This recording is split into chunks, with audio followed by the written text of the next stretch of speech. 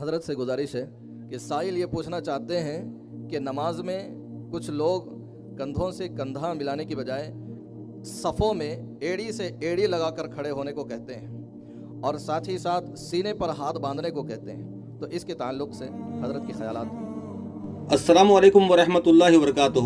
ایک شخص احمد نقشبندی سے سوال کر رہا ہے کہ کندھے سے کندھا قدم سے قدم لگا کے کھڑے رہنے کے لیے کچھ لوگ کہتے ہیں، تو نقشبندی کا جواب سنیے۔ اس کو حدیث کا بالکل علم نہیں ہے، یہ جاہل ہے، میں ثابت کر دوں گا، پورا ویڈیو دیکھیے۔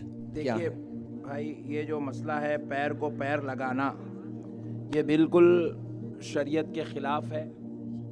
ایسا کہیں پر بھی حدیث میں نہیں ہے کہ کسی صحابی نے کسی صحابی کو پیر لگایا تھا۔ احمد نقشبندی کبھی حدیث پڑھا ہی نہیں ہے، حدیث پڑھتا تو اس کو معلوم ہوتا کہ حدیث ہے، بخاری میں ہے، ابو داؤد میں ہے۔ نعوذ باللہ، ہمارے مذہب میں، ہماری شریعت میں تو پیر لگانا بہت بری بات ہے۔ ہمارے آداب میں، ہماری تعلیمات میں کسی کو پیر لگا کے کھڑے رہنا یہ بہت بری بات ہے۔ کوئی کسی کو پیر نہیں لگا سکتا۔ آپ نے دیکھا ہوگا کہ ہمارے تو باپ داداؤں نے، بزرگوں نے ہمیں یہ ادب سکھایا، اگر کسی کو غفلت سے بھی پیر لگ جائے تو ہاتھ لگا کے اس کے پیروں کو پڑھا جاتا ہے تاکہ احترام باقی رہے۔ تو اسی لیے نماز میں آپ تھوڑی دیر کے لیے کامن سینس سے آپ سوچو۔ شریعت میں کامن سینس نہیں چلنے والی ہے۔ اپنا دماغ تم لگائیں گے تو دین سے ہٹ جائیں گے، اسلام سے پھر جائیں گے۔ کامن سینس شریعت میں نہیں چلتی۔ جو اللہ کا کلام قرآن، جو رسول اللہ کا فرمان حدیث، اس پہ ایمان لے کے آنے کا ہے، عمل کرنے کا ہے۔ کامن سینس سے آپ سوچو کہ حضرت ابو بکر نعوذ باللہ کھڑے ہوں تو کون سا ایسا آدمی ہوگا جو ان کو پیر لگا کے کھڑتا، نعوذ باللہ۔ حضرت عمر نماز میں کھڑے ہوں تو کس کی ماں نے ایسا بیٹا جنا ہوگا جو عمر کے پیروں کو پیر لگا کے کھڑا ہو۔ یہ جاہل کہتا ہے ابو بکر صدیق، عمر فاروق کے پیر کو کون پیر لگائے گا؟ کس کی ہمت ہے؟ کس کی ماں نے ایسا بچہ جنا ہے؟ اب یہ بتا نقشبندی، اگر سے ابو بکر صدیق خود، عمر فاروق خود کسی کے پیر کو پیر لگائے تو کیا کہے گا؟ ایسا تصور بھی نہیں کر سکتے آپ، خیال بھی نہیں کر سکتے کون ایسا شخص ہوگا جو حضرت بلال کو نعوذ باللہ پیر لگا کے کھڑا ہو نماز میں۔ تو پیر سے پیر لگا کے کھڑنا ایسی کوئی روایت کہیں پر بھی موجود نہیں ہے۔ حدیثیں ہیں نقشبندی، تو حدیث کہاں سے پڑھتا ہے؟ تو وہ کتاب پڑھتا ہے، اقتباس الانوار، سیرت غوث اعظم، تذکرۃ الاولیاء، تو یہ پڑھتا ہے تو اس میں سے قصے نکال کے بیان کرتا ہے۔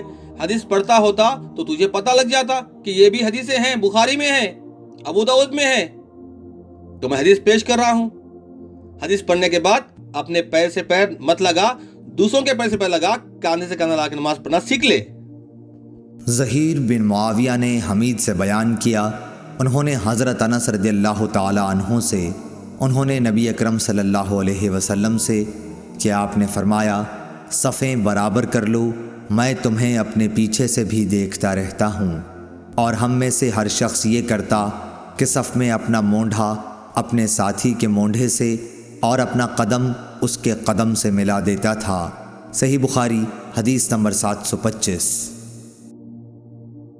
حضرت عبداللہ بن عمر رضی اللہ تعالیٰ عنہما سے مروی ہے کہ رسول اللہ صلی اللہ علیہ وسلم نے فرمایا، صفوں کو درست کر لو، کندھوں کو برابر رکھو، درمیان میں فاصلہ نہ رہنے دو، اور اپنے بھائیوں کے ہاتھوں میں نرم بن جاؤ۔ راوی حدیث عیسیٰ بن ابراہیم نے بِأَيْدِي إِخْوَانِكُمْ اپنے بھائیوں کے ہاتھوں میں کے لفظ بیان نہیں کیے، اور شیطان کے لیے خلا نہ چھوڑو، جس نے صف کو ملایا اللہ اسے ملائے، اور جس نے صف کو کاٹا اللہ اسے کاٹے۔ سنن ابو داؤد حدیث نمبر 666۔ نماز میں ابو بکر نے عمر کو پیر لگایا، عمر نے بلال کو پیر لگایا، بلال نے علی کو پیر لگایا۔ اب نقشبندی کیا کرے گا؟ یہ سنت کا دشمن ہے، یہ اللہ کے نبی کی حدیث کا دشمن ہے، یاد رکھو۔ اس سے اپنے ایمانوں کی حفاظت کرو۔ یہ تم کو گمراہ کر کر، قرآن سے حدیث سے دور کر کے، خبروں کی چوکھٹوں پہ جھکانے والا، مردوں کو، لاشوں کو چمانے والا ہے۔ نمازوں میں اپنے کاندھے سے کاندھا، قدم سے قدم لگا کے کھڑو۔ گیپ دو گے بیچ میں تو شیطان گھسے گا اور درمیان میں تم لوگوں کو جدا کر دے گا، آپس میں دشمن بنائے گا۔ تم جڑ کے کھڑو گے تو ایک بنو گے، آپس میں محبت بڑھے گی۔ یہ عمل صحابہ سے ثابت ہے، بخاری ابو داؤد سے میں نے پیش کر دیا ہے۔ ورنہ پھر نشبندی کی باتوں میں آؤ گے تم کو یہ جدا کرے گا، جدا جدا کر کے پھر خبروں پہ، لاشوں پہ، مردوں پہ آپ کو بھیجائے گا، مزاروں پہ بھیجائے گا. آؤ اس بابا کی پوجا کرو، آؤ اس مردے سے دعا کرو.